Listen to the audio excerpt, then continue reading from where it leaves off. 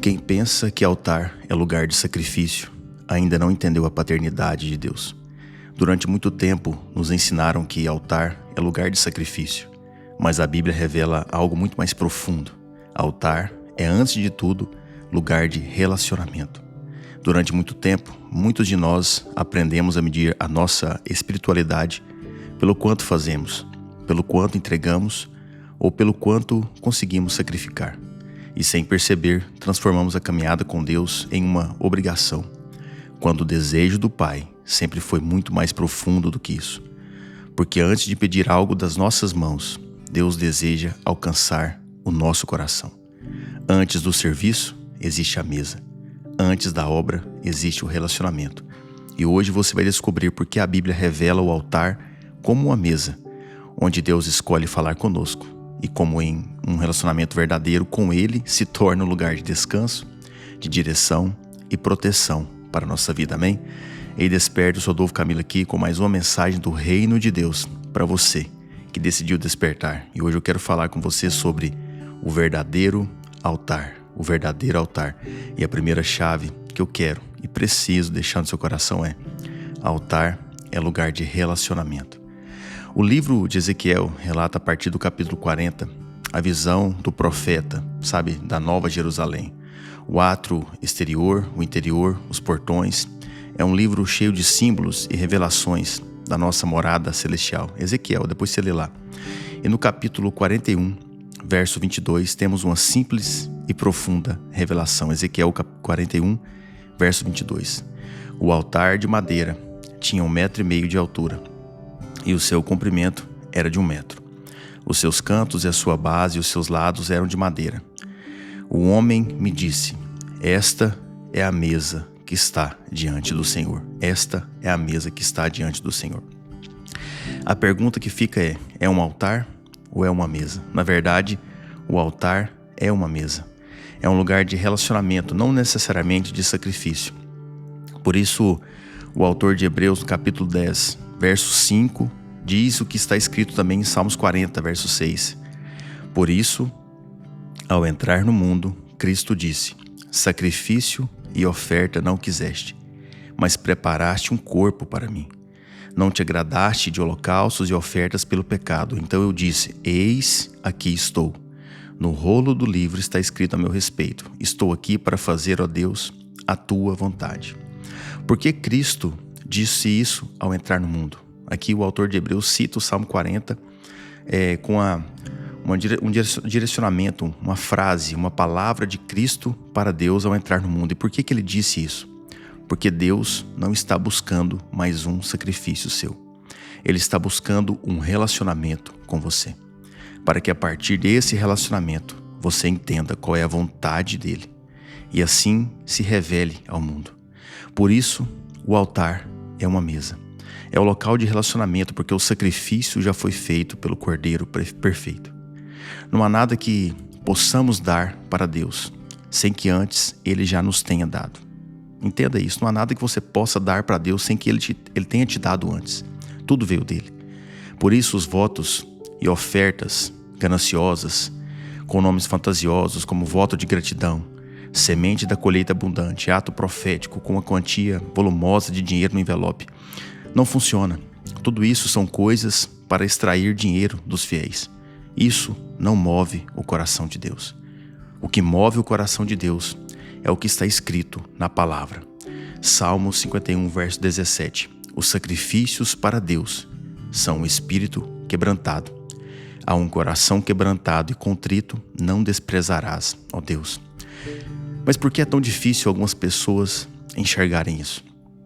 Porque ainda não se sentaram com Deus, porque não ouviram Deus através, diretamente. Elas ouvem Deus apenas através de um mensageiro. Mas tudo muda quando você se senta com Ele. Você está escutando uma palavra de Deus, mas eu sou apenas mais um homem falando de Deus. Deus quer falar diretamente ao seu coração. Lembra de Jó, capítulo 42, verso 5? Eu te conhecia só de ouvir, mas agora os meus olhos te veem. Por isso me abomino e me arrependo no pó e na cinza. É sobre isso. Antes ouvíamos só de ouvir falar. Agora o contemplamos. E esse é o intuito do altar segundo Deus. A mesa do relacionamento, de diálogo, lugar de você abrir o seu coração e escutar Ele. O altar não é o púlpito da igreja. A sua vida precisa ser um altar. Você precisa se sentar na mesa com Ele. E isso é um relacionamento contínuo, diário. E essa mesa está aí disponível para você. Então fale com Ele hoje. Abra o seu coração. Deus se agrada em ver um coração quebrantado e contrito. Como acabamos de ler, os sacrifícios para Deus são um espírito quebrantado. Um coração quebrantado e contrito não desprezarás, ó Deus. Quebrantado é aquilo que está sem força. E contrito é aquilo que está em arrependimento. Então a nossa força, sabe, não é a nossa força humana que determina o quão profundo iremos no relacionamento com Ele, mas sim o reconhecimento das nossas fraquezas. Entenda isso. Não é a sua força que vai determinar, mas o quanto você reconhece as suas fraquezas. Mas se altar é uma mesa de relacionamento, existe uma pergunta que precisa ser respondida.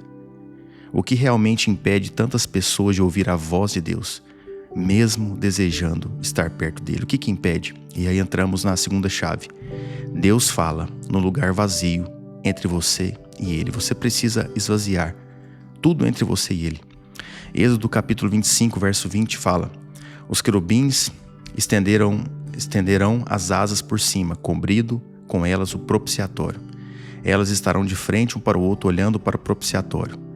Ponha o propiciatório em cima da arca, e dentro dela coloque o testemunho que eu lhe darei. Ali eu me encontrarei com você, de cima do propiciatório, do meio dos dois querubins que estão sobre a arca do testemunho. Falarei com você a respeito de tudo o que lhe ordenar para os filhos de Israel. Veja, aqui em Êxodo temos outro símbolo na linha cronológica de Deus com seu povo, a qual fazemos parte. No verso que acabamos de ler, vemos as instruções divinas de como deveria ser a arca da aliança. E na tampa da arca por cima, havia a representação de dois anjos, dois querubins, com as asas apontadas uma para o outro, um de frente para o outro. E era ali que Deus falava com o povo. E aqui Deus diz: ali me encontrarei com você. Do meio dos dois querubins, falarei com você a respeito de tudo, de tudo. A arca era cheia de sinais e símbolos, tanto por fora quanto por dentro. Dentro dela tinha 3 coisas: o maná, as tábuas da lei e o bordão de Arão que floresceu. Mas era ali fora, no vazio entre os dois querubins, que Deus falava com o povo. Isso nos mostra que Deus fala no lugar em que não há nada entre nós e Ele. O segredo do relacionamento com Deus é o esvaziamento de tudo aquilo que está entre nós e Ele. As nossas distrações, as nossas preocupações, a nossa ansiedade, os nossos planos, as nossas dúvidas. O nosso problema é sempre dar mais crédito às nossas emoções do que não são que Deus tem para nos dar. Ele pode tirar a nossa ansiedade. Ele pode resolver os nossos problemas que estão causando tantas preocupações. Mas nós temos que entender que Ele tem muito mais para nos dar do que a solução dos nossos problemas. Então se esvazie de você mesmo. Deixe um espaço vazio para que Ele venha e preencha. Deixe Ele te preencher. E como já falamos aqui algumas vezes, o segredo não é simplesmente encontrá-lo. O segredo está em buscá-lo. O segredo não é tão somente ouvi-lo, mas estar com Ele. Nós precisamos decidir estar com Deus. Sabe por quê? Porque nós somos humanos, somos falhos, temos as nossas expectativas. Queremos que Deus faça do jeito que desejamos, mas nem sempre é assim. Mas Ele sempre será Deus, então confie. E quando aprendemos a nos sentar à mesa com Deus, algo extraordinário acontece. O relacionamento deixa de ser apenas um momento de encontro e passa a ser o lugar da nossa segurança. Nós sabemos onde recorrer. E aí entramos na terceira chave. A sua proteção está nele. Lembra de Salmo 23? Talvez você se lembre aí. O Senhor é o meu pastor, nada me faltará. Ele me faz repousar em pastos verdejantes. Leva-me para junto das águas de descanso. Refrigera minha alma. Guia-me pelas veredas da justiça, por amor do seu nome. Ainda que eu ande pelo vale da sombra da morte, não temerei mal nenhum, porque tu estás comigo. O teu bordão e o teu cajado me consolam. Prepara-me uma mesa na presença dos meus adversários. Unge a minha cabeça com óleo, e o meu cálice transborda. Bondade e misericórdia certamente me seguirão todos os dias da minha vida, e habitarei na casa do Senhor para todo sempre. Você com certeza já escutou esse salmo, mas eu quero olhar para você, analisando os 4 símbolos que existem aqui, nesse trecho. A mesa, os adversários, o óleo e o cálice que transborda. No Oriente Antigo era costume de que quem fosse perseguido por alguém, ao entrar ou tocar na tenda do rei buscando refúgio, fugindo dos seus inimigos, os inimigos eram obrigados a ficar de fora. Não poderiam entrar, sem nada poder fazer contra o perseguido. O rei, então, tinha o direito e podia ungir o hóspede e preparar um banquete para ele.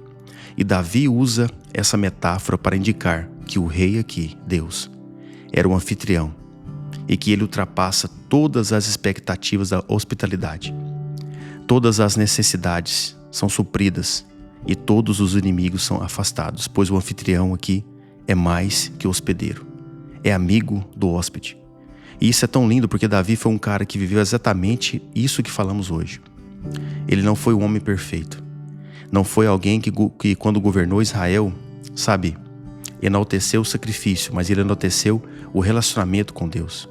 Ele foi alguém perseguido, alguém que errou, mas que se arrependeu. E que não deixou a culpa o afastar de Deus. Pelo contrário, fez da culpa um caminho de volta. Mas que fez do erro um aprendizado. E é isso que nós precisamos entender. Que a nossa proteção está em estar com Deus. Alguém que entendeu o que é sentar na mesa com o rei dos reis, sabe? E essa mesa está disponível para mim e para você. Basta que tenhamos o entendimento certo desse relacionamento. Talvez hoje Deus não esteja esperando que você faça mais por Ele. Talvez esteja apenas esperando que você se sente com Ele. Porque é no relacionamento que o coração encontra descanso, que a alma encontra direção e a vida encontra propósito. E a mesa continua preparada. O convite continua aberto e o Pai continua desejando o que sempre desejou desde o princípio: caminhar com seus filhos. Que hoje você escolha trocar a correria pela presença, o desempenho pela intimidade e o medo pela confiança. Que a sua vida seja um verdadeiro altar. Amém? Eu quero orar por você. Pai, em nome de Jesus, obrigado pela Tua palavra, pela Tua bondade. Obrigado pelo Teu desejo, Pai, de se relacionar conosco, de escutar o nosso coração. E nós queremos, Pai, escutar o Teu coração também. Que hoje seja, Pai, um dia onde o Senhor encontre os Seus filhos, onde o Senhor fale com essa pessoa que está me escutando, que o Senhor traga direção, que o Senhor traga uma nova unção para a vida dela, Pai. Que o Senhor a proteja de todos os inimigos, de todas as armadilhas, de todos os inimigos que essa pessoa nem está enxergando, Pai. Mas que o Senhor unja a cabeça dela, traga repouso, traga descanso, refrigere a alma dela, Pai. Guia ela por amor do Seu nome, assim como está em Salmos 23. Que hoje seja um dia de boas notícias, de respostas do céu e de entendimento do que é o verdadeiro relacionamento com o Senhor. Em nome e para a honra e glória do Senhor Jesus. Amém e amém. Se você lembrou de alguém, compartilhe com alguém. E a gente se encontra aqui amanhã e eu termino te lembrando. Desperta, tu que dormes, e Cristo te iluminará.